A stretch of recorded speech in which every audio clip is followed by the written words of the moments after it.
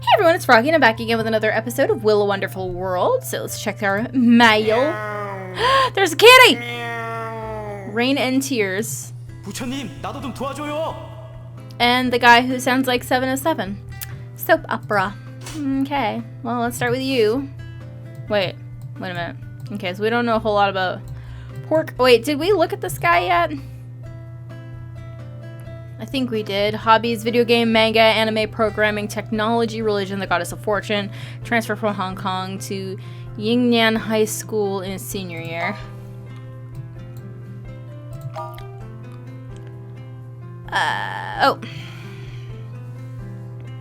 Okay, so relationship 2, Benita, the matron in the orphanage. Relationship 3, Mr. Kwan, leader.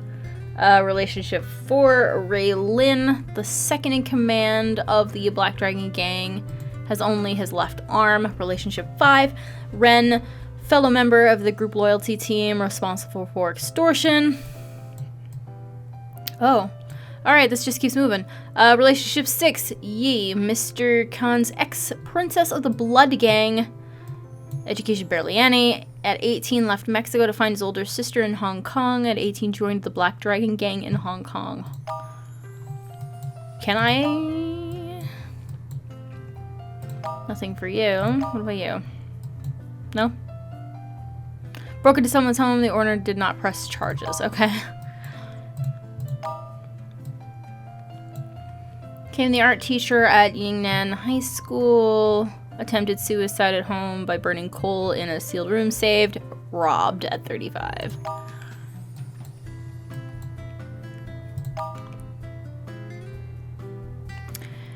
Okay, favorite food, McRonald's Spicy Burger.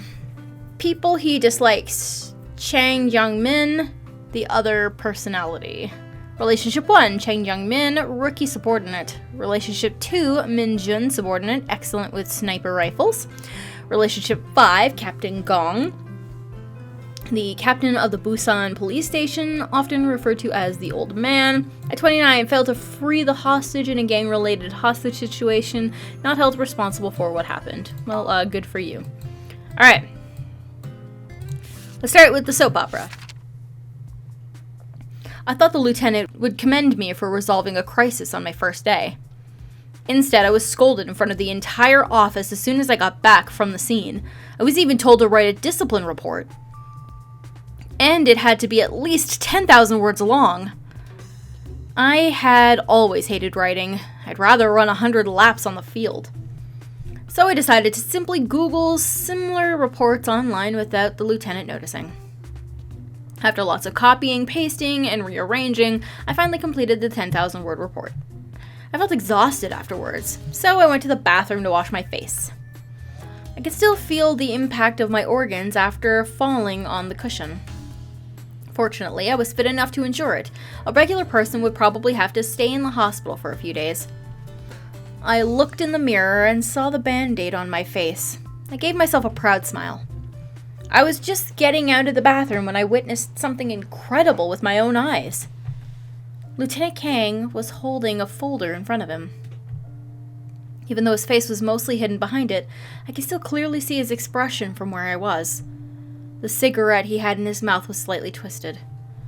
Some watery stuff was coming out of his eyes. They were, without a doubt, tears. Is this really the eccentric dictator that I had been hearing about? And should I leave the room now? Should I? Officer Min-jun had left the office a while ago. The lieutenant must have thought that I had gone home too. If he saw that I was still in the office right now, he would kill me for seeing... Would he kill me for seeing all that? I was still struggling with the most difficult decision in the history of mankind when Lieutenant Kang closed the folder. I quickly hid back in the bathroom and didn't come back out until I heard him walking out from the office wing. I looked around the office and realized that I was alone. I couldn't help but start walking closer to Lieutenant Kang's desk without even realizing it myself. The folder was still on the desk. It was a red folder. It said Archives of Criminal Investigation Unit 2 on its cover. Unit 2. I heard that a few years ago, the entirety of Unit 2 had been killed in a violent incident.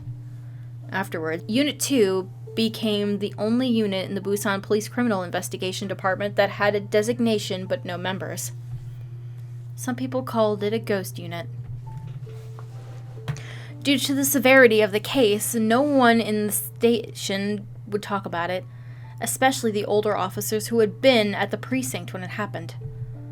Why did Lieutenant Kang care so much about Unit 2? Had he lost some colleagues during the incident? Wait, why did I care? It had nothing to do with me. I should just mind my own business. I went back to my seat. I created a new document on my computer. Then I typed the title, Unit Transfer Request.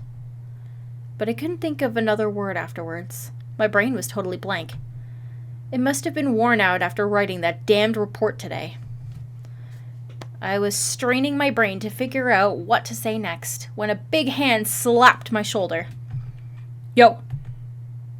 The new guy at Unit 4 was working hard.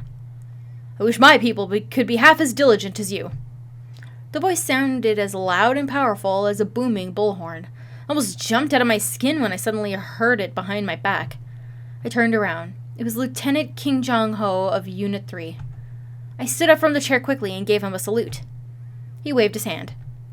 Young man, no need to be so formal. Go take a bath and rest in the spa. Don't work too hard. I checked the time. I didn't even realize that it was almost 11 p.m. The spa room inside the precinct was even bigger than my apartment. It was incredibly clean. It would be incredible to finish the day with a hot bath. I breathed in the steam, looking forward to a relaxing evening. I then took off my clothes and stuffed them inside a locker. I closed the locker door and turned around. Lieutenant Kang was right there. He just got undressed. He was in great shape, with lean muscles all over his body. I didn't want to admit it, but when he was not screaming at me, Lieutenant Kang was actually a rather handsome man, despite being a little disheveled. I used to hear a rumor that, despite his peculiar personality, he was still able to keep his position in no small part thanks to the solid support from the female police officers in the Criminal Investigation Unit. I guess that made sense. I had already witnessed the female officers from the other units smiling at the lieutenant in the hallway quite a few times on my first day alone. Why didn't anyone smile at me? Speaking of which, not only was Unit 4 a small team, it was also a sausage unit. If only we had an awesome female officer in the unit as well. I hadn't talked to Lieutenant Kang after he yelled at me that afternoon. Yet now we were standing in front of each other completely naked. This was not awkward at all. We got in and out of the hot tub after a spa session that seemed to last forever, and then we went back to the locker room. We put on our clothes and we were about to leave. We never said a word to each other the whole time. I was hoping that I could relieve some of the tension between us. May I write a letter to him? Why? I want to ask for a picture of his boss next time. I supposed I was too naive. A piece of soap appeared out of nowhere and stopped near us. He reached out. I was taking my clothes out of my locker when I heard a noise and turned around and saw what had just happened. My eyes involuntarily looked down. I looked back at myself, and then looked at the lieutenant again. This time our eyes met, and I could see something menacing in his eyes. Oh my god! I didn't do it on purpose. I didn't even see anything. Okay, fine. Actually, I did see something, but I really didn't mean to. I was so screwed. Even if my request to transfer was approved, I wouldn't be able to get out tomorrow. Maybe tonight. The lieutenant would just kill me. Please, Buddha. Please tell me, what should I do? What exactly did he see? I have no idea. Chang Youngmin. We saw that dip. Alright. little kitty. Okay. I was a stray kitten. Daddy called me Spotty. Daddy was like a daddy to me. He was an older homeless cat who had always taken care of me. Ever since he found me, he would always bring me with him wherever he went. He had given me my name, too. He had told me it was because of the yellow spot on my tail. Whenever we found some goodies, Daddy would always let me have the first bite. He would stroke my head and tell me, "Kiddo, help yourself. You're only 3 months old, you need more food to grow up." I always liked Daddy the best. Today, Daddy was going to take me to the hill and catch some birdies, but it started raining heavily. Daddy said that because of the rain, the birdies wouldn't come out for their sunbath today. So we had to go back to the street like yesterday and look for some goodies to eat. I hoped we could find more tasty chicken legs and fish steaks, meow. Unlike in the wild, there were many two-legged animals walking on the street. Daddy told me they were called humans. Because of the humans, the street was always very crowded, all day and all night. Sometimes, when we came to a place where there were a lot of humans, a few female humans would excitedly meow at me. What a cutie! And if I let them touch my head with their paws, I could often get some goodies too. But Daddy always warned me to keep my distance from them. Daddy said that humans are not to be trusted. The street was just across the road. I could see the shop with the fish sign from here. But we had to wait for the light to change. Daddy explained that the traffic laws in Korea are very strict. The fine is over $20,000. How would he know that he is a cat? If we were caught, even if we turned in all of our hidden dried fish treats, it wouldn't be enough. And there would be many iron beasts running so fast in the streets. Daddy said those beasts are made by humans, and they are called cars. They're very dangerous, and we must be careful not to get hit. So we must obey the law, meow. The light finally turned green. I sprinted a little and went ahead. Daddy followed me slowly. He was a little old, and he had been injured before, so he couldn't see very well. A beast near us suddenly let out a huge roar of bang, and smoke came out from under it. Cats, do they have pointed ears and a long tail? Yes. And they know how to watch the traffic lights? Yes.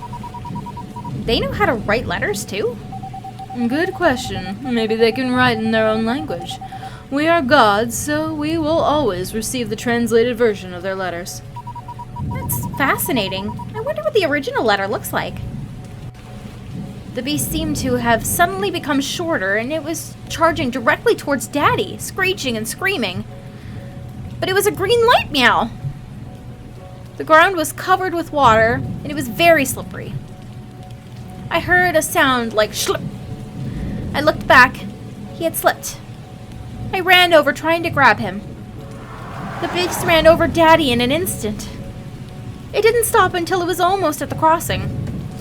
A human kid opened the door on the beast and ran towards me and Daddy. Please help, Daddy.